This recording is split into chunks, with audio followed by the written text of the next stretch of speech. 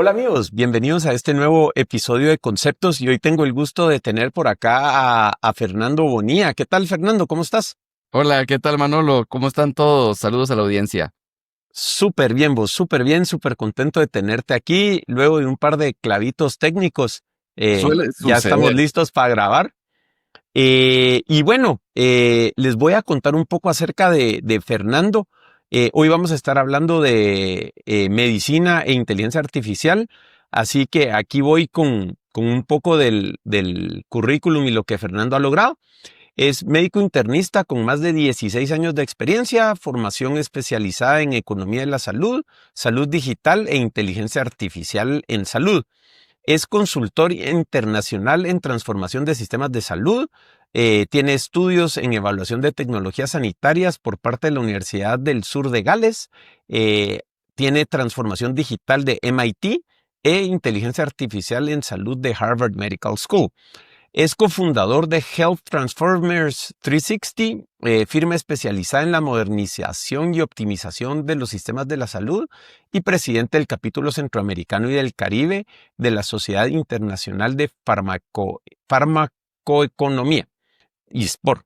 Es chair de la comunidad de práctica en inteligencia artificial de Red Colaborativa de las Américas e Informática en Salud, RECAIMSA, y líder regional en proyectos innovadores que integran sostenibilidad económica y tecnología para fortalecer los ecosistemas de salud. ¡Wow, vos! Me pusiste a trabajar. Eh, Qué bonito vos, o sea, me llama muchísimo la atención esa fusión que tenés entre medicina, economía y como que esta idea de un bienestar holístico, ¿verdad? Alrededor de todo. Entonces, ¿qué te parece que empecemos un poco de que nos contés por qué ves que la inteligencia artificial es algo importante en la salud? Súper, pues mil gracias, gracias Manolo por el espacio. Fíjate que hay una cosa que fui descubriendo en mi camino por la vida y creo que lo puedes ver tú ahí muy bien. Y es que en general los profesionales de la salud estamos muy bien formados en dos de las cuatro dimensiones de la salud. Estamos muy bien formados en la dimensión científica de la salud y en la dimensión humanística de la salud. Sin Ujú. embargo, hay otras dimensiones de salud que son también muy importantes. La dimensión económica y de sustentabilidad de los sistemas de salud es algo en lo que en general los profesionales de salud no estamos tan bien formados como deberíamos. Y el cuarto eje es la dimensión informática de la salud. Porque hay que entender que la gran mayoría de los retos de salud son retos de información. Desde el momento en el que tú comienzas con un síntoma, comienzan las preguntas en tu cabeza. ¿Este dolor será el hígado o será el estómago? ¿Voy Ujú. con el gastro o esto es algo más óseo y voy con el traumatólogo? Comienzas con esas dudas. Incluso el traumatólogo que es primo de mi amigo, ¿será que lo cubre mi seguro? ¿Cuánto cobrará la consulta? Comienzas con todas estas inquietudes en información. Pero cuando llegas al médico, el médico también tiene sus retos de información. Es decir, por ejemplo, ¿será que este paciente cubre o cumple con los criterios de inclusión para el medicamento que estoy pensando? ¿Qué habrá salido en la tomografía que se sacó en el Seguro Social a la que yo no tengo acceso para no tener que repetir una nueva tomografía o un nuevo ultrasonido? Y si todavía te vas más arriba en la cadena, los tomadores de decisión públicos y privados en salud también tienen sus retos de información. Por ejemplo, el ministro de Salud, decidir, ¿debo cubrir o no debo de cubrir esta vacuna? ¿Cuántas se van a consumir el próximo año para comprar exactamente las que yo necesito? ¿Cómo hago para capacitar a los médicos en la utilización de este nuevo medicamento? Por poner ejemplos para que veas tú la importancia de la información en salud y esa dimensión que no se ha sabido tratar adecuadamente. Ya vemos que la salud es un área del conocimiento, es un sector, una industria de conocimiento y obviamente si el conocimiento es madera, la inteligencia artificial es la motosierra que tenemos que aprender a utilizar, ¿no? Ujú. Vos, qué interesante, porque uno no lo ve así. O sea, cuando te enfermas es así como que, puchica, ¿cómo salgo de esto? Y hay mucho miedo. Hay mucho miedo, creo yo, por parte de los pacientes en, en no saber qué está pasando, pero eso nos lleva directamente a lo que nos estás diciendo, que es falta de información, ¿verdad? O sea, Correcto. cuando ya sabes qué tenés, el miedo desaparece, ¿verdad? Correcto. Y ahí, bueno, tal vez te sentís con un poco de miedo respecto al tratamiento que te pueden dar o qué pudiera hacer, pero conforme vas averiguando, el miedo desaparece. Entonces, ahora que nos pusiste ese contexto, me queda claro, porque la cantidad de información que se debe manejar para que esto funcione es bestial, pues. Exactamente. Se calcula que un hospital promedio genera cientos de petabytes de información de salud al año. Y de esos, ni siquiera el 5% es utilizado debido a la masividad de esta información. Entonces, ahí es donde comienzas a ver la gran importancia que tiene las herramientas de inteligencia artificial para el manejo de información. Y respecto a lo que tú hablabas sobre que las personas comienzan a sentirse mal cuando tienen ansiedad por desconocimiento, de la misma manera las personas comienzan a sentir cierto alivio cuando ya tienen por lo menos un camino o una certeza de hacia dónde ir. Nos pasa mucho a los médicos que el paciente, luego de platicar con uno, se siente mejor, aun cuando ni siquiera ha comenzado el tratamiento, porque esa ansiedad disminuye y esa cantidad de preguntas que tiene en su cabeza comienzan a reducirse a algo mucho más certero y sobre todo a un plan o un camino que ellos pueden seguir y ya no se sienten tan en el aire, Manolo. Claro. Mira, entonces con ese groundwork ya puesto, eh, ¿qué dirías que es el rol principal que está jugando la IA hoy por hoy en el sistema de salud y la medicina? Mira, es una pregunta muy interesante, muy difícil de contestar de una manera corta, porque la inteligencia artificial son muchas cosas Ujú. y tiene muchas aplicaciones. Y eso ha generado muchísimo interés por diferentes sectores. Si tú ves a la inteligencia artificial como un potenciador en la educación de los profesionales de la salud, obviamente eso interesa al sector universitario y al sector académico. Si tú Claro. lo ves como un potencializador en investigación, pues eso interesa también al sector académico, pero también a los laboratorios de investigación. Y si tú lo ves desde un punto de optimización en el tratamiento, pues eso ya interesará a los profesionales de la salud, las instituciones de salud, etcétera. Entonces, es muy amplio el concepto de inteligencia artificial. Es como una gran bolsa en donde caben muchísimos tipos de frutas y verduras y es muy difícil poder decir a qué sabe lo que está Ujú. dentro de esa bolsa. Sin embargo, esa cantidad de potencial que platicábamos al principio, cuando ves a la inteligencia artificial en un entorno de información de salud, es lo que ha hecho que organismos tan grandes como la OMS se centren en la parte informática. De hecho, desde el 2019, Tedros Adhanom, que es el director de la Organización Mundial de la Salud, el nombre se hizo muy famoso durante la pandemia porque obviamente era el vocero a nivel mundial de lo que estaba pasando, pues desde el 2019, Tedros Adhanom publicó un Twitter que decía, la salud el futuro de la salud es digital y es obligatorio. ¿Y a qué se refería Tedros Adhanom con esto? Se refería precisamente a que optimizar la información en salud va a optimizar la salud en todos sus entornos. Y eso lo conllevó a generar la Estrategia Mundial de Salud Digital en el 2019 y posterior a ello comenzaron a generarse estrategias nacionales de salud digital en los diferentes países miembros de la OMS. Entonces vas viendo tú la importancia que esto tiene a nivel mundial.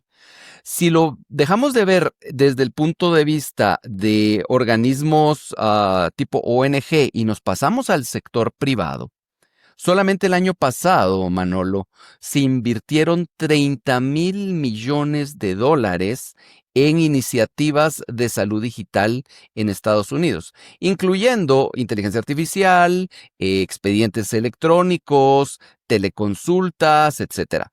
Para ponértelo en perspectiva, 30,000 millones de dólares es el Producto Interno Bruto de Chile.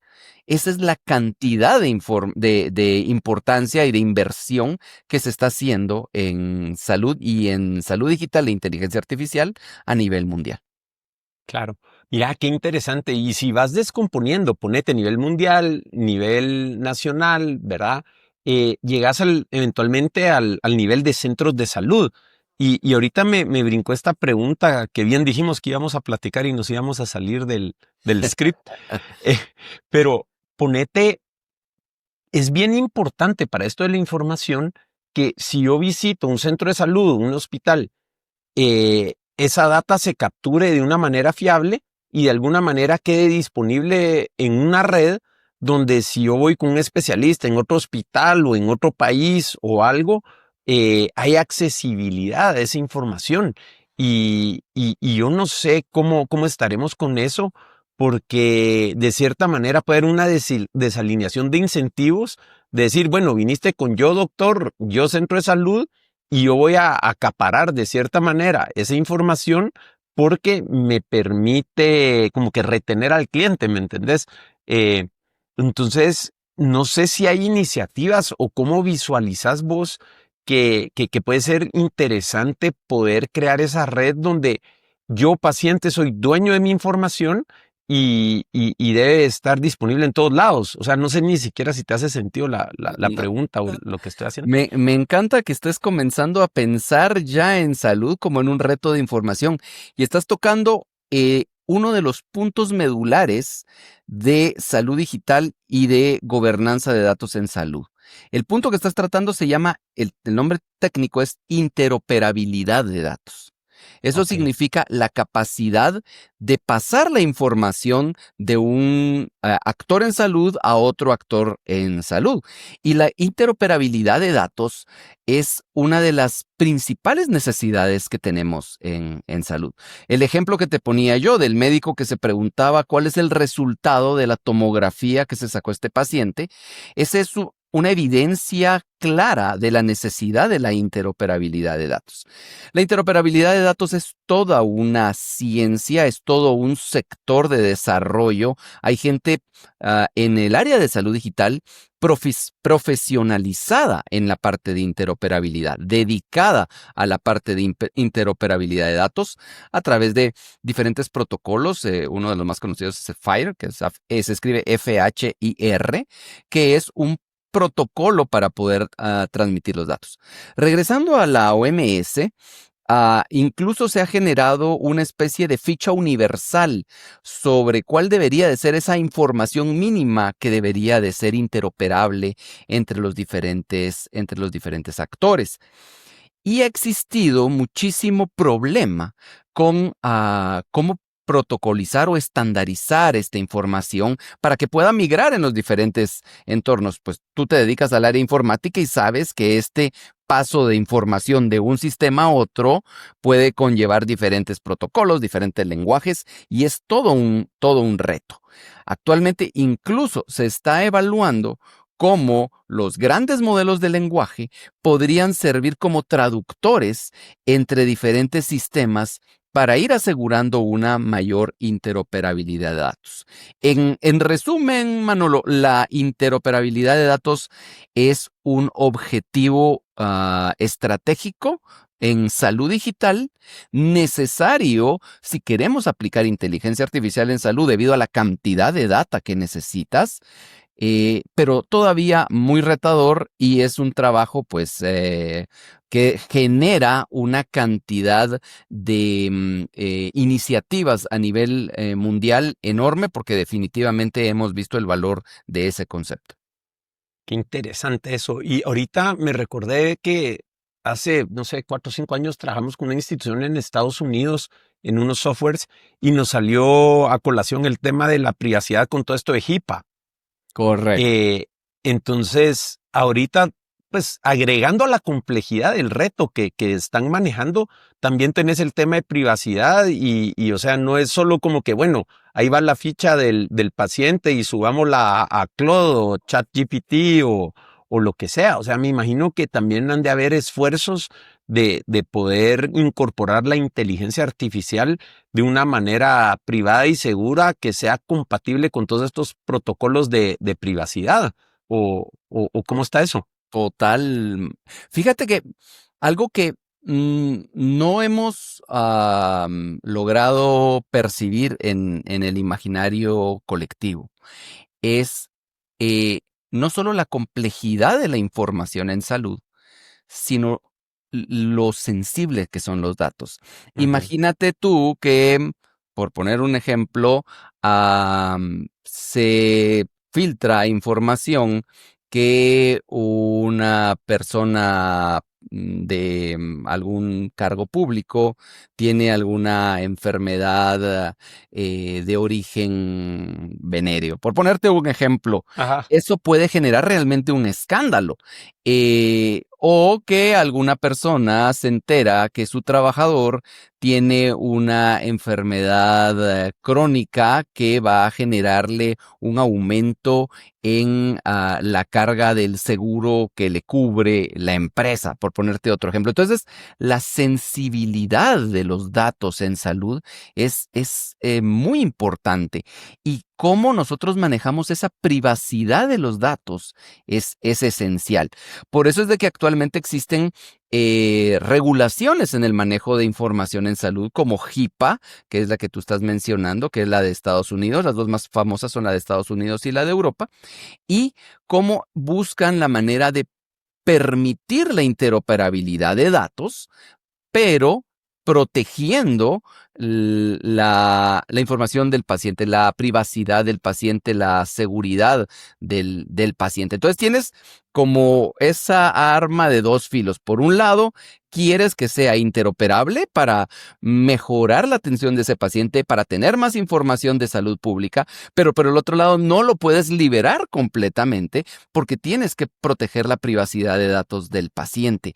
Y ahí se comienzan a generar iniciativas muy interesantes de anonimización de datos, en las cuales lo que se busca es que la información pueda ser considerada, la información en salud pueda ser considerada un bien público si proteges al paciente y a su privacidad de datos. Entonces, es un arte muy delicado, Manuel. Claro, o sea, me imagino que con eso te referís a que ahí está este bolsón de información de todos nosotros y puedo sacar estadísticas y puedo ver patrones y todo esto. Y cuando yo llego y me autentico ante un médico, ya se desbloquea la llave, por así decirlo, y ya se puede ver cuál es mi información única y ya el médico o la persona que me está tratando tiene acceso a todo mi historial para poder tomar mejores decisiones. Correcto, de hecho, esto genera algunas ideas, ahí sí podríamos decir que son ideas dogmáticas de cómo manejar esta información. Una de Ujú. las ideas es que sea el mismo paciente el administrador de esta información. De alguna manera, tú tienes la llave y cuando vas con un médico le das permiso a que lea parte Ujú. o el total de historia clínica y que modifique, que agregue cosas. Luego vas hacia un hospital, por ejemplo, y también puedes dar lo mismo y entonces todo tiene que quedar actualizado. De hecho, se ha estado investigando la manera de implementar blockchain en el Ujú. historial médico de los pacientes, para que todos tengamos una copia, para que sea algo totalmente fiable y a la larga 100% actualizado. Entonces, es una de las cosas que se está viendo en el manejo de información. Y respecto a cómo podemos aprovechar esa información, actualmente se están generando algunos esquemas muy interesantes. A mí el que más me parece interesante hablando nuevamente de inteligencia artificial y de los grandes modelos de lenguaje, es uno que se llama el modelo federado de información. ¿Y a qué se refiere esto? Se refiere a que tú no sacas la data clínica del hospital, sino que tú permites que el modelo entre en el hospital, se entrene en esa data y extraes un modelo más entrenado con la data, pero que no extrajo la data en sí. Entonces son formas distintas de pensar que realmente creo que es la manera de ir resolviendo problemas tan complejos y tan delicados como el que estamos viendo en la informática en salud. Pues qué interesante. Y ahora pasémonos un ratito del lado del paciente y me voy a usar yo como caso de estudio. Genial. Mencionabas que como pacientes podemos nosotros pues ser dueños de nuestra información, ¿verdad? Y ver a quién damos acceso a esto. Del otro lado está, o sea, tengo dos casos puntuales donde mi hijo, ¿verdad? O sea, una lesión de tobillo haciendo deporte y para Semana Santa que se puso re mal y estaba durmiendo, no mucho se enferma, pero bueno, en ambos casos yo tuve acceso en uno a las radiografías esperando el diagnóstico y el otro a los exámenes de sangre esperando el diagnóstico. Entonces me fui a Gemini, que me gusta para generar prompts, entonces me hice mi super prompt, que de ahí se lo di a Claude y le subí los archivos y en ambos casos el diagnóstico que recibí 24 a 48 horas después fue idéntico al que recibí de Claude. No estoy sustituyendo médicos ni le estoy diciendo a nadie de que tome las inteligencias artificiales como referencia, ¿verdad? Entonces, creo yo que por mi background y todo esto, uno como que entiende y sabe que no tiene que tomar esto como última palabra, ¿verdad? Sin embargo, en ambos casos, el diagnóstico fue exacto, ¿verdad? ¿Cómo podemos también educarnos como pacientes? ¿Hasta dónde llegar con estas herramientas y también cómo empezarnos a preparar a ser responsables de nuestra propia información médica? Porque no estamos acostumbrados a eso, más en Latinoamérica, ¿verdad? Mira, qué interesante los casos y las preguntas que son, pues casos muy comunes que vemos frecuentemente. Yo me quiero retrotraer un poco a finales de los 90, principios de los 2000, cuando salió Ujú. Google. Cuando Ajá, comenzamos a usar buscadores, primero Alta claro. Y Vista y también luego cuando íbamos a Pana.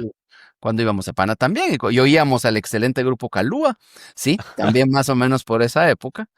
Eh, pero cuando comenzó todo esto de los buscadores Metacrawler y un montón que ya Ajá, la gente que no tiene canas no se recordará. ajá. Em, ¿Qué fue lo primero que hizo la gente? Comenzó a buscar sus síntomas. ¿Y qué era lo que le decía el buscador? Usted tiene cáncer, siempre. Y mire, os ponía uno, tal síntoma asociado a malestar, pérdida de peso, cáncer. Y llegaban los pacientes con uno diciéndole, mire doctor, yo tengo cáncer. ¿Y por qué? Porque hice una búsqueda en Google y esto me salió. Y obviamente, pues ese no era el caso en la gran mayoría, ¿no? Ujú. Entonces, ahí te das cuenta de que la información debería de ser evaluada con un criterio de experto previo a una interpretación o una intervención. Y eso es precisamente lo que tenemos que hacer con los grandes modelos de lenguaje, que es ese tipo de inteligencia artificial tan bonita y tan amigable, ¿no? Tenemos que comenzar a explorar en temas en los que somos expertos para comenzar a ver en dónde flaquea, en dónde gotea y entonces entender que no son infalibles. Y sabiendo eso, tener cierto grado de desconfianza en la parte en la que no somos expertos, como es la parte de salud, en la que siempre necesitaremos a un profesional de la salud que interprete, que oriente y que tome la decisión final. Lo que tú planteas sobre el potencial de estos modelos es enorme.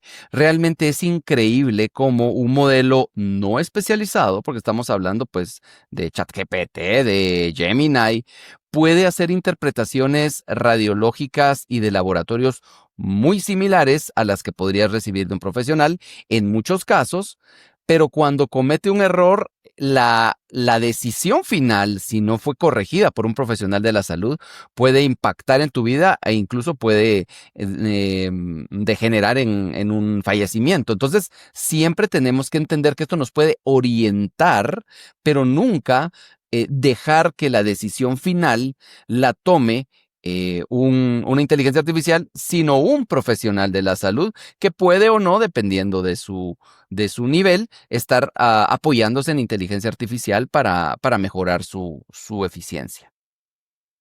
Mira, qué interesante. Y recomendaciones como para poder empezarnos a adueñar de nuestro historial médico. Y, o sea, yo no sé, yo tendré radiografías, diagnósticos, exámenes de sangre ahí que no sé ni dónde están ni por qué. O sea, si me pedís a mí que reconstruya yo mi historial médico, es algo que te diría que prácticamente es imposible y nunca es tarde, ¿verdad? Ahorita puede ser un buen momento para empezar a, a recopilar esa información y almacenarla, pero no sé si hay recursos al momento o lo haces con el hospital donde visitas o si tal vez todavía me estoy adelantando un poco a eso, ¿verdad? No, mira, ojalá la gran mayoría de pacientes fueran tan proactivos como tú estás proponiendo hacerlo. Porque tú mismo te das cuenta, la cantidad de trabajo que eso conlleva, incluso para ti, que te estás centrando en un solo paciente, que eres tú mismo, y que tú tienes de primera mano la experiencia de haber estado con ese paciente en el 100% de hospitalizaciones, en el 100% de laboratorios que se le hizo al paciente, te resulta ser un reto enorme. Ahora imagínate para un hospital que quisiera hacer esta recolección de todos sus pacientes. Obviamente, el hospital no es proactivo, sino reactivo. En base a la información que tengo, la trato de organizar lo mejor que puedo. Pero en el caso que estás planteando, que sea un paciente el que lo haga proactivamente, tiene infinitas ventajas. Primero, el interés personal. Segundo, la disponibilidad de data. Hablamos de interoperabilidad y de que los hospitales no van a poder recolectar esa información de otros hospitales.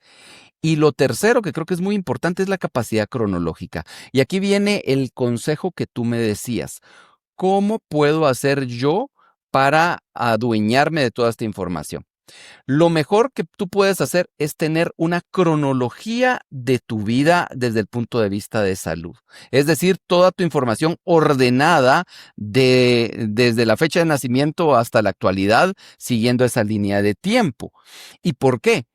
Porque en medicina, la historia que cuenta el paciente es muchas veces la clave del diagnóstico. Y por eso es que hacemos tantas preguntas a los médicos, porque estamos generando una anamnesis, estamos tratando de tomar toda la historia de la enfermedad para entender al paciente. Sin embargo, un médico, por muy bien intencionado que sea, difícilmente podrá invertir en esto más de 20 minutos, 30 minutos tratando de sacar toda esta información. Algo que tú podrías haber hecho de esa manera. Entonces, mi sugerencia sería: trata de organizar todo lo que tú tienes de manera cronológica. No importa que sean diferentes archivos, porque ahora la inteligencia artificial permite analizar múltiples archivos a la vez. Ten claro que el dueño de la información eres tú, porque algunos hospitales no te podrán dar los laboratorios, pero cuando tú los solicitas porque dices que eres dueño de la información, tienen la obligación de entregártelos. Entonces, puedes ir haciendo una recolección, quizá no de cada examen de orina que te hiciste en tu vida, pero por lo menos de las cosas más importantes, de las hospitalizaciones, y tener un folder con eso ordenado. Imagina el caso que te voy a plantear ahora y cómo esta información te podría ayudar. Se trata de un pacientito, y fue noticia en Estados Unidos, que vio a 17 médicos y a ChatGPT le dio el diagnóstico. ¿Y cómo fue eso? Lo que pasó fue que el niñito comenzó con un problema de dolor de cabeza. No encontraron nada en el examen físico, pero era intenso, Consultaron a múltiples especialistas, no le encontraron una causa. Luego comenzó con un problema de bruxismo, que tenía la mandíbula muy apretada. Comienzan a hacerle también evaluaciones, los odontólogos, pediatras y todo, pero no mejoraba el dolor de cabeza.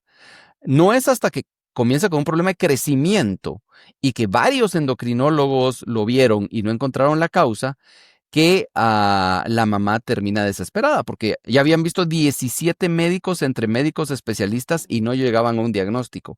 Y lo que hace la mamá es precisamente lo que yo te estaba planteando. Agarra una hoja de Word y comienza: mi hijo nació tal fecha, pesó tanto, y comenzó con toda la historia, todos los médicos que vieron, los síntomas que tuvo, los medicamentos que le dejaron, los resultados del laboratorio. Todo lo puso en una gran hoja, 17 páginas de historia del pacientito textual. Y tú sabes que los grandes modelos de lenguaje son especialistas en manejar texto. Lo mete en un gran modelo de lenguaje y le dice: mira, ayúdame a hacer un listado de posibles diagnósticos diferenciales. Y uno de los diagnósticos que le pone era bastante difícil de hacer, que es el síndrome de atrapamiento radicular. Es un diagnóstico que generalmente solo se mira en personas que tienen espina bífida, que tienen un problema en la parte final de su columna vertebral, que el niño no tenía. Pero con esa información va con una neurocirujana que le saca una radiografía y encuentra que tenía una espina bífida oculta debajo de la piel, y ahí estaba el síndrome de atrapamiento radicular. Lo operan y el pacientito resuelve completamente. Obviamente, esto te demuestra el poder que tiene la historia clínica del paciente, amplia y cronológica, en ayudar a los médicos a hacer un diagnóstico, y también el poder de los grandes modelos de lenguaje en poder consolidar toda esta información para orientar al paciente. Obvio, este modelo de lenguaje pudo haber dado muchos diagnósticos que no eran los adecuados, pero ese listado orientó al especialista en llegar a un diagnóstico que de otra manera podría haber pasado más años sin diagnosticarse. Pues que súper interesante. Mira, y se puede realmente ver la pasión que tenés por todo esto. Entonces, haciendo un cambio de dirección, no sé si nos pudieras contar un poco de Health Transformers 360 o 360, no sé cómo lo pronuncias, y ver cómo se despertó esa iniciativa que tenés y que estás haciendo por ahí. Oh, mira, pues gracias por la pregunta, Manolo. Te cuento un poquito como el nombre lo indica. Se trata de transformar la salud en sus 360 grados, es decir, una transformación holística. No se trata de un giro de 180 grados, porque la gente dice: pues si haces 360 te quedas en el mismo puesto. No, no se trata de dirección, se trata de ser holístico en el enfoque. ¿Y de dónde sale esta pasión por la transformación de los sistemas de salud y de los diferentes actores? De este entendimiento que haber pasado por la parte médica, pero también haber sido formado en administración, en la parte de economía y en la parte de informática, me ha dado sobre la salud. Y te lo pongo y te lo explico de una manera muy, muy fácil.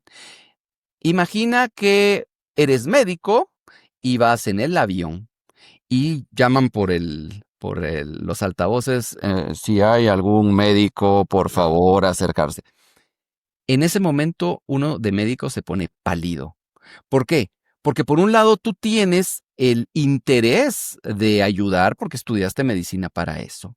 Pero por el otro lado, también te das cuenta que en un avión es muy difícil que vayan a ver todas las herramientas que tú necesitas para llegar a un diagnóstico. Ahí no puedes hacer laboratorios, electrocardiogramas, no tienes especialistas o subespecialistas y tienes que referir al paciente.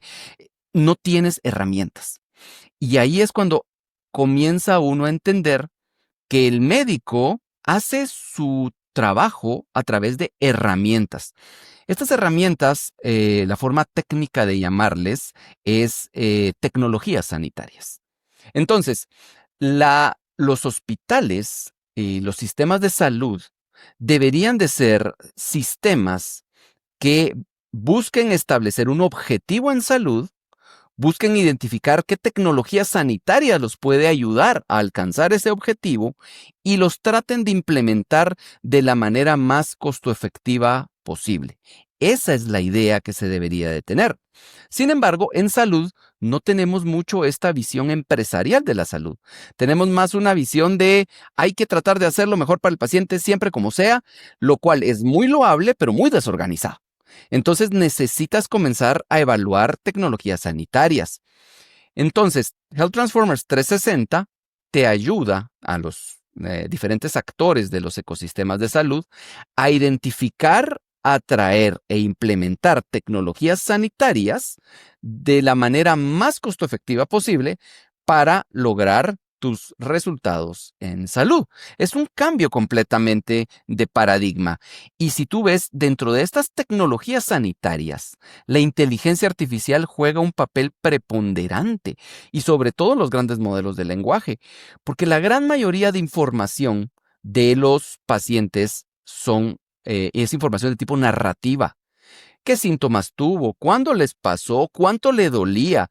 Por ahí salen algunos números, milímetros de mercurio de presión arterial, miligramos por decilitro de azúcar en sangre, pero realmente la gran mayoría de información es información narrativa. Entonces los grandes modelos de lenguaje son una tecnología sanitaria increíble para el sector salud, para educar a los estudiantes en salud o para aprovechar la información en papeletas o incluso para generar nueva información, automatización de la documentación de los pacientes, para llenar formularios de laboratorios o de seguros. Las cantidades de aplicaciones son enormes y ahí ves por qué tanta pasión por la inteligencia artificial, sobre todo los grandes modelos de lenguaje en el sector salud, como una de las tecnologías sanitarias más costo efectivas que hay para obtener los resultados en salud. Pues qué interesante. ¿Y tendrás ahí algún proyecto o algo en puntual que estén atacando ahí en Health Transformers que nos pudieras compartir para como que aterrizar y ese concepto tan interesante que nos acabas de presentar, como que verle un uso práctico? Genial. Pues mira, hay muchos, pero yo siempre he considerado que todo arranca por la educación. Ahorita en donde más centrados estamos es en educar a los profesionales de salud a través de diferentes aliados que tenemos que también están interesados para que tengan esta visión que te estoy comentando. Específicamente en el área de inteligencia artificial, entiendan qué es la inteligencia artificial, la desmistifiquen, la logren ver como una tecnología y también aprendan tecnologías de cómo utilizar la inteligencia artificial. En el caso de grandes modelos de lenguaje, que entiendan qué es la ingeniería de prompts, que entiendan qué es un token y cómo funciona, que entiendan qué es un entrenamiento o un fine tuning, un afinamiento de un modelo de lenguaje, que entiendan qué son las alucinaciones. ¿Por qué? Porque todo eso les va a ayudar a utilizar estas herramientas de mejor manera en su profesión. Igual, cuando se trata de otro tipo de inteligencia artificial, que es el de reconocimiento de patrones, que entiendan, por ejemplo, cómo se hace un entrenamiento, qué es una red neuronal profunda, cómo pueden haber problemas en cuanto a representatividad de data. Si tú entrenaste un modelo, por ejemplo, con pacientes europeos, probablemente eso no te va a servir con pacientes latinoamericanos. O si tú entrenaste un modelo con el 80% de pacientes adultos para interpretación de una tomografía, muy probablemente va a cometer muchos errores en la interpretación de una tomografía de un paciente pediátrico. Entonces, toda esta parte de educación es una de las partes más importantes en las que estamos centrados ahorita en Health Transformers 360. La otra parte que también estamos trabajando fuertemente es en la parte de entender la sustentabilidad de las diferentes tecnologías sanitarias. Como tú mencionaste, pues también dentro de mi formación está la parte de economista de la salud y ahí centramos mucho la parte de poder decir, ok, este nuevo medicamento que que tú estás incluyendo en tu sistema, cuáles son sus costos directos, pero cómo impacta indirectamente en otros costos. Por ejemplo, el medicamento podría ser más caro, pero te puede reducir las hospitalizaciones. Y si ves cuánto te cuesta una hospitalización, muy probablemente ya se cubre el costo del medicamento. O saber si meto este medicamento a mi sistema de salud, cuál va a ser el impacto económico que eso va a tener en base a la población de pacientes que tienen indicación de este medicamento. Esa es otra parte que estamos trabajando también en Health Transformers 360. Y la tercera, que yo creo que es muy importante, es ayudar a hospitales, laboratorios a tener una visión estratégica de salud con esa dimensión informática y comenzar a reorganizarse internamente con esta visión de dar los mejores resultados en salud de la manera más costo efectiva, implementando tecnologías sanitarias. Estás ocupado vos. Bastante. Mira, y nunca me imaginé que iba a estar platicando con un médico que me hablara de tokens, pero Sí, no, siempre llega el día. llega el día y yo creo que todos debemos de conocer a profundidad esto porque a la larga es la tecnología más parecida al pensamiento humano y todos pensamos, ¿no? Seguro que sí. Me imagino que, o no sé si has tenido la oportunidad de ver los videos de Andrej Karpathy. Es un maestro, solo respira y genera nuevas definiciones y nuevos conceptos. No, definitivamente Karpathy es uno de los principales maestros, junto con Ilya Sutskever, que también es otra verdadera eminencia, y Geoffrey Hinton, que también ganó el Nobel. Definitivamente es gente que uno tiene que seguir en estos entornos si quiere entender a cabalidad los grandes modelos de lenguaje y la inteligencia artificial en general. Claro, vamos a agregar los links a los videos de estas personas y eso en las notas del show que van a poder encontrar en conceptos.blog/IA médica, ¿verdad? Y ahí vamos a dejar todo eso. De hecho, ahora te quería pasar un poco al tema de cirugía, que no sé qué tanto manejes, pero el episodio 50 de Conceptos fue con el doctor Manolo Cáceres, Sí, lo oí. cirujano, Y ¿verdad? Y hablamos del... otro eminente ex miembro del gran grupo de rock Kalua, ¿no? Así es, y compañero de carrera médica con vos, ¿verdad? Si Correcto, no mal conmigo. me equivoco. Sí, si nos está viendo, un saludo Manolo y Leslie y toda la familia. Sí, súper bien, sí, seguro están ahí pendientes de qué estamos haciendo. Y con él hablamos del tema de la cirugía robótica, ¿verdad? Correcto. Yo creo que también estos LLMs, los modelos grandes de lenguaje, sin duda alguna van a afectar eso, y como estamos cerca de tener carros que se manejen solos, es algo similar. O sea, no estoy equiparando a que un cirujano es un chofer, ¿verdad? Pero el proceso en sí, en general, de manejar un carro, se puede replicar de cierta manera en un quirófano, creo yo. No Correcto. sé cómo ves vos si realmente en un futuro podemos tener robots que a través de estos modelos y el avance tecnológico que hay puedan asistir e incluso llevar una cirugía. Por ahí vi un video de un robot operando un cerdo y Correcto. lo hizo bien, pues. No sé si tenés algo que opinar en esa área. Definitivamente. Mira, te sorprendió un poquito el término de tokenización venido desde un médico, pero esa es la clave de la inteligencia artificial. La inteligencia artificial identifica patrones a través de la tokenización, ya sea tokenización de texto o tokenización de imágenes o tokenización de videos. Entonces, lo que realmente está haciendo la inteligencia artificial es aprendiendo qué es lo más probable que pase más adelante en base a la información que tengo en este momento. Y así es como se llenan los textos, ChatGPT así llena los textos, o así es como se generan las imágenes en Nano Banana, por ponerte un ejemplo muy de moda ahorita en la parte gráfica. Pues lo mismo pasa en el área de cirugía. La cirugía había estado muy relegada a un entrenamiento rígido, muy parecido a cómo funcionaba Tesla antes de la inteligencia artificial. Es decir, básicamente buscaban cómo protocolizar. Si pasa X, usted hace Y. Si pasa J, usted hace K. Entonces, esa era la manera y se tenían muy malos resultados. Lo que se logra con la tokenización es lo que se conoce como autoaprendizaje. Es decir, no es un aprendizaje supervisado, sino que las máquinas puedan identificar patrones en el input que les estás dando y puedan saber qué es lo que sigue. Y eso es exactamente lo que se está haciendo a nivel de cirugía.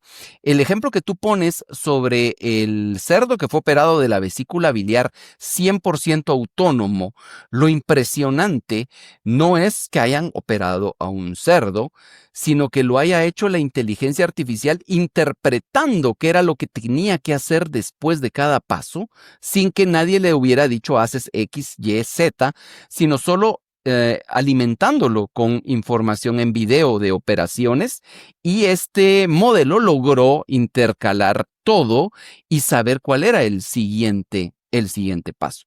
Creo que estamos llegando a un momento en el que vamos a poder comenzar a automatizar ciertas cosas. Esto no significa que no vaya a haber necesidad de una supervisión humana, que no deba de haber un experto cirujano siempre disponible, pero de alguna manera tenemos que entender que no existen en el mundo la cantidad de cirujanos necesarios para hacer el 100% de todas las cirugías que se necesitan, y tenemos que ver de qué manera le damos más manos a los cirujanos, ya sea a través de automatizar procedimientos sencillos o a través de facilitar la velocidad con la que se hacen procedimientos complejos para que este mismo cirujano pueda operar pues más casos en el mismo día. Es un tema totalmente apasionante, es un tema que está muy de boga, es un tema que muy probablemente vamos a ver primero carros que se manejan solos antes de ver cirugías que se hacen solas. Ya lo estamos viendo, pero digámosle a nivel masivo, por el impacto directo en salud que podría tener algo así y la necesidad de estar 100% seguros de la exactitud de estos modelos a la hora de hacer una intervención. Claro, mira, y eso me pone a pensar en temas regulatorios y turismo médico, a áreas donde la legislación puede llegar a permitir tratamientos un poco más de frontera, ¿verdad? Me imagino que esa es toda otra gran área con la que hay muchísima tela que cortar en un tema de qué consideras como que FDA approved o este tipo de cosas y más con el tema de los modelos, la inteligencia artificial. O sea, creo que del lado legal va a haber muchísimo que ver ahí, ¿verdad? O sea, con los temas de quién es el responsable o cómo autorizamos algo. No sé si de eso tenés algo que ver o ya está fuera de tu área de experticia y es más del lado legal que médico. No, mira, existe un concepto no existe en el idioma español, solo en inglés, que se llama agency. Y agency es quien toma la decisión final. Y el agency en el sector salud siempre debe de estar con un profesional de la salud. De la misma manera que platicábamos sobre cómo llegábamos a un diagnóstico de una radiografía de tu hijo a través de un gran modelo de lenguaje y que tenía que haber un médico final que validara, lo mismo pasaría a nivel de la cirugía. ¿Por qué? Porque eso hace sentido no solo desde el punto de vista ético, sino también desde el punto de vista legal. Los médicos estamos entrenados y acostumbrados para tener la responsabilidad legal sobre lo que estamos haciendo. Y dudo que en el mediano plazo alguna Big Tech se quiera hacer responsable legalmente de la cantidad de procedimientos que se harían de una manera no supervisada. Entonces ahí ves que la parte de la responsabilidad legal podría ser uno de los anclajes importantes para que siempre exista lo que se dice human in the loop, siempre un humano en este proceso de decisión. Y respecto a lo del turismo médico y la parte quirúrgica, Yo te diría, y ahí me paso al sombrero de economía, yo te diría que es muy poco probable que esto vaya a alterar el turismo médico, porque precisamente el turismo médico se da por el menor costo que conlleva hacer un procedimiento a través de un médico humano en un país que se dedica a esto. Y obviamente, entre hacerte un procedimiento en tu país que podría ser experimental a través de la robótica versus hacerlo con un médico en algún país de Latinoamérica que está certificado a nivel internacional para el procedimiento y que te da esa confianza y ese tacto humano, creo que muy probablemente los humanos seguiremos tendiendo a ir hacia ese humano si nuestras medidas económicas, nuestras fuerzas económicas no lo permiten. Pues qué interesante. Y poniendo a colación, ¿verdad? Todo este tema económico, o sea, yo siempre le digo a todo el mundo con que hablo que tenés dos maneras de ver el mundo, ¿verdad? A través de un lente de escasez o un lente de abundancia. Y me llamaba la atención lo que decías, que creo yo que más que ver como que miedo y si van a desaparecer los doctores y todas esas historias fatalistas que salen por ahí, o sea, yo creo que esto al final lo que va a hacer es que millones de personas que no tuvieran acceso a una cirugía en un futuro muy cercano lo van a poder tener. O sea, el país va a crecer, creo Así, yo. así es. Y ahí tienes que entender un poco la historia para saber qué va a pasar. Cuando salió la tomografía, fue lo Ujú. mismo. La gente dijo, no, que los médicos van a desaparecer porque ahora nos vamos a poder hacer una tomografía desde la corona de la cabeza hasta los pies y encontrar cualquier problema que tengamos adentro sin necesidad de un examen físico. Y eso no pasó. Cada vez han existido mayor necesidad de médicos. Lo mismo pasa y siempre ha pasado con con una nueva tecnología. Eh, el otro ejemplo que te pongo, inteligencia artificial en radiología, con el mismo ejemplo que tú ponías, se comenzó a hablar que los radiólogos iban a desaparecer, porque eso era muy automatizable. Y lo que se ha encontrado ahorita en Estados Unidos es que la cantidad o la necesidad que hay de interpretación supera a los médicos humanos y lo que tienen es mayor contratación de radiólogos porque algunos siguen haciendo las cosas manual y necesitan todavía más radiólogos para entrenar modelos que los ayuden. Entonces, no está desapareciendo, de hecho, está aumentando. Entonces, creo yo que desde ese punto de vista uno tiene que darse cuenta que las necesidades en salud son infinitas. De hecho, tú hablabas de escasez y de abundancia. Y desde un punto de vista muy académico, la economía es la ciencia de la escasez, no es la ciencia de la abundancia que uno lo que pensaría. ¿Por qué? Porque si hay abundancia extrema, no hay economía necesaria. Te pongo un Mm. ejemplo, el aire, no hay economía del aire. ¿Por qué? Porque gracias a Dios todos tenemos suficiente aire para respirar, entonces no hace sentido. La economía es cómo logras usar recursos finitos para cubrir necesidades infinitas. Y en salud las necesidades cada vez van a seguir creciendo porque son infinitas y cada vez va a haber más necesidad de personas para llegar a ese objetivo del 100% de salud en el 100% de los humanos el 100% del tiempo. Súper. Mira, y como te digo que es extraño que un médico te hable de tokens y que conozca a Carpati, también en mi experiencia no hay tantos médicos que se hayan tirado al mundo del emprendimiento.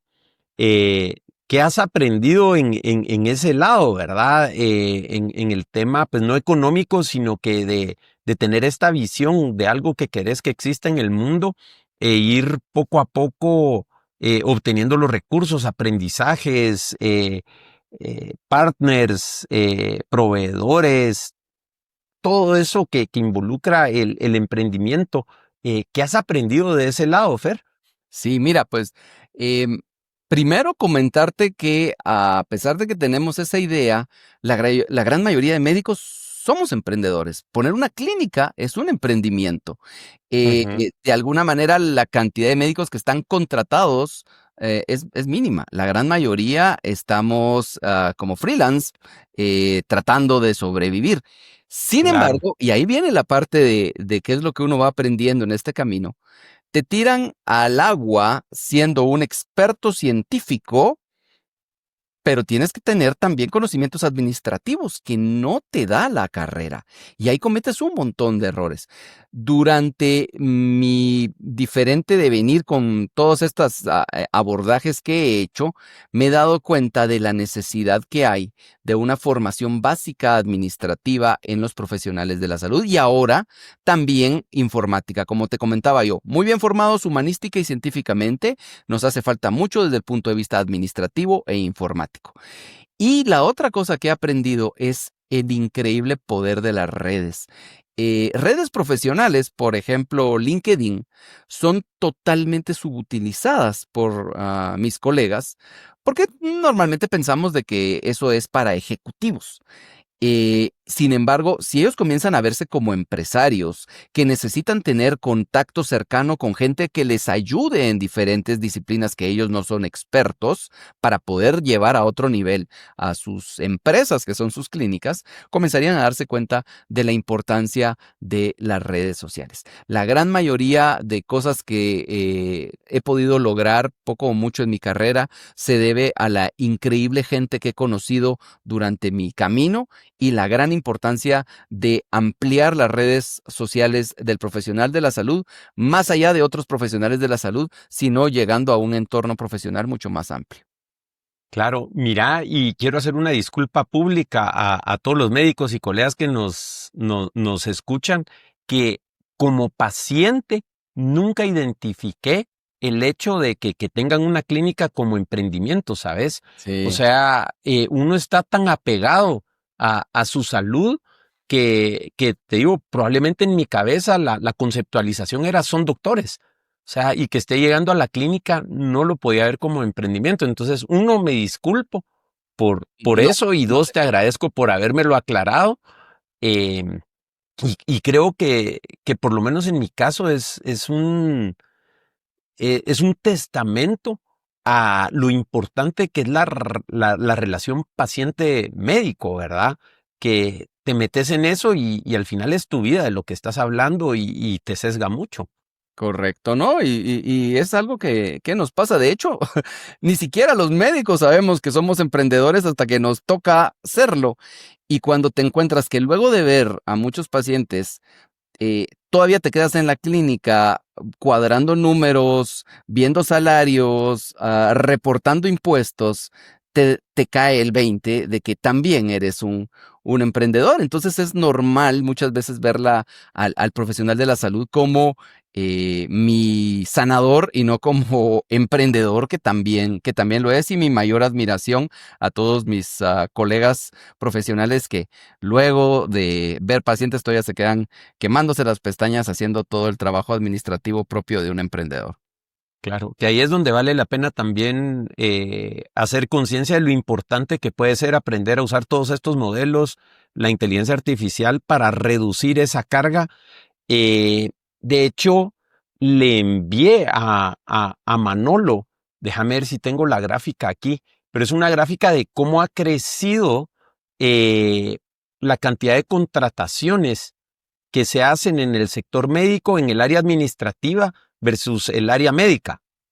No sé Sí, si has tenido la oportunidad de ver esa gráfica, pero se ha disparado la cantidad de contrataciones administrativas mientras sigue habiendo una escasez de personal médico, ¿verdad?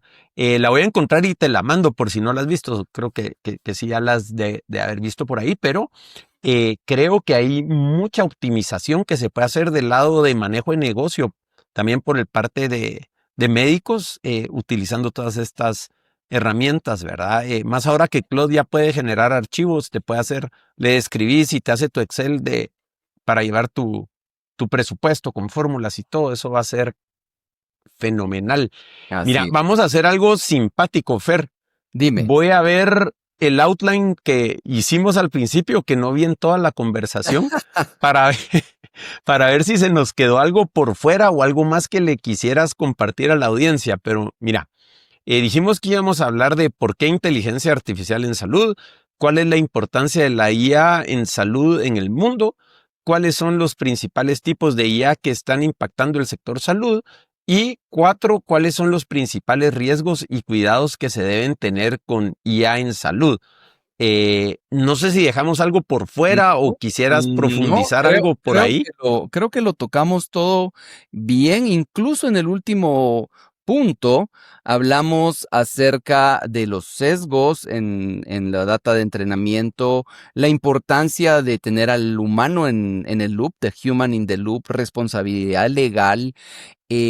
Probablemente no lo hablamos específicamente con la terminología, pero hablamos de alucinaciones, que son estas respuestas verosímiles que dan los modelos, pero que no siempre son verídicas, y la necesidad de comenzar nosotros a experimentar en áreas que nosotros somos expertos para saber dónde gotean, dónde flaquean, y ya a la hora de aplicarlo en nuestra salud, saber de que lo que está dándonos esto es algo probable, pero no certificado ni verosímil. Yo creo que tocamos en general todos los temas que teníamos o incluso más de una manera muy amena, muy entretenida. Ha sido una plática verdaderamente placentera y sobre todo volverme a encontrar con un amigo de hace muchos años como eres tú, Manolo, y de verdad te agradezco muchísimo el tiempo.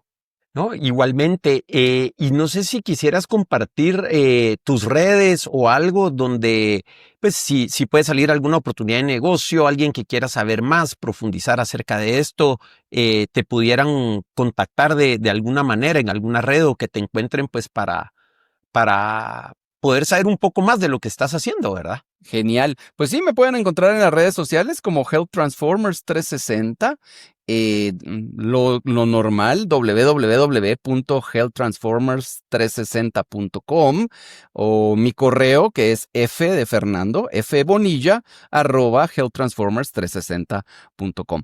También tenemos un blogspot en el que publicamos todas las semanas. Es que se llama Inteligencia Artificial en Salud, directo y al grano. Lo encuentran en Substack. Y para mí va a ser un gusto poder seguir en contacto con todos en línea. También en LinkedIn encuentran el perfil de la empresa Health Transformers 360 en LinkedIn y me pueden escribir por cualquiera de estas vías. Genial, pues vamos a dejar todos estos links posteados ahí en conceptos.blog /IA médica para que los puedan ver y tener acceso. Fernando, de verdad que el sentimiento es mutuo. Me la pasé súper platicando, muchos recuerdos y un gustazo verte y platicar después de tantos años y públicamente pues te quiero hacer un comentario de lo admirado que estoy, de lo mucho que has crecido y que has aprendido y lo que estás logrando y cómo estás ayudando a transformar el mundo en un área muy importante. Me gustaría mucho que nos juntáramos offline, ¿verdad? Para ver qué sinergias hay y cómo podríamos tal vez buscar algo hacia adelante donde pudiéramos colaborar en nuestras distintas áreas, pues para ver cómo pudiéramos ir mejorando el mundo en un área tan importante, ¿verdad? Así es, Manolo, va a ser un placer poderme juntar contigo para seguir platicando. Ha sido de verdad un gusto poder poner a la disposición de la gente lo poco o lo mucho que pudimos haber abordado de estos temas. Y de verdad, siento una obligación moral de compartir todo esto con lo que he sido bendecido gracias a muchas personas que han aparecido en mi vida para replicarlo y, como tú bien dijiste, hacer de este mundo un mundo mejor. Muchas gracias. Claro. Bueno, muchas gracias a todos los que vieron hasta acá. Los esperamos en el siguiente episodio de Conceptos y nos estamos viendo muy pronto. Súper. Un abrazo a todos. Chao, chao.